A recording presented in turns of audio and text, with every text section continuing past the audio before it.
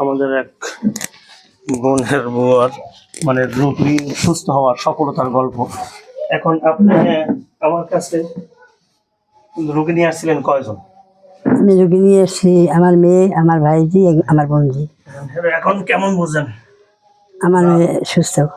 সুস্থ আলহামদুলিল্লাহ। বলতে কি সমস্যা কি ছিল? সুস্থ তার মানুষের ক্ষতি ছিল, তার দিনেরও সমস্যা ছিল।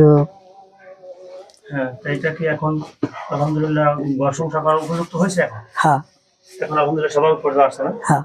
তো এটা কতদিন ধরে সমস্যাটা ছিল? সমস্যা ছিল হুম?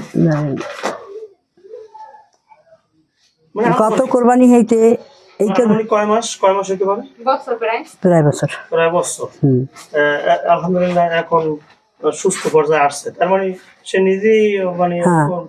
বলতে পারতো না যে কি সমস্যা হয়েছে, মানে না না না। অস্থিরতায় ভুগতো না, হুম। জিনজাত সমস্যা। সে বলতো শুধু যে না, আমার মাথায় কোনো কাজ কত করে না। টাকা দেখাচ্ছিলেন তারে? ওরা দেখাইছি এক জায়গা, দুই জায়গা, তিন জায়গা, আপনার এই যে 4 জায়গা। 4 জায়গা, মানে 3 জায়গায় তেমন একটা ভালো বোঝে নাই না? না। তো এখন একটু মোটামুটি করে ভালো বোঝে? হ্যাঁ ইনশাল্লাহ ভালো বোঝে, আলহামদুলিল্লাহ ভালো বোঝে। আপনার আলহামদুলিল্লাহ শুকরিয়া। এখন আবার আপনি আরো রোগ নিয়ে আসছেন, আরো নিয়ে আসবেন নাকি? হ্যাঁ। রোগ নিয়ে আসবেন, সবাই যে ভালো হয় না তাই? আর সবাই তো, সব ডাক্তার সব রোগ ভালো করতে পারে না। সব 100 জনের সব মধ্যে হ্যাঁ 95 জন ভালো হয়, 90 জন ভালো হয়। হ্যাঁ, সবাই তো ভালো সবাই সবার সাথে ভালো হবে না। হয় না। না।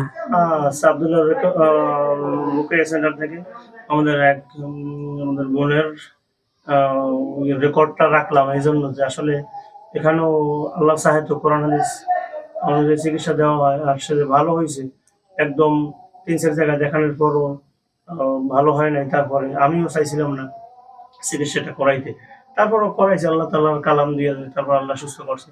তারপর তার এখন ভাইদের একটা আছে আল্লাহ সাহেব, এটাও হয়তো আল্লাহ সুস্থতা দান করবে আরো কয়েকজন। যাই হোক, রেকর্ডটা রাইখে দিলাম।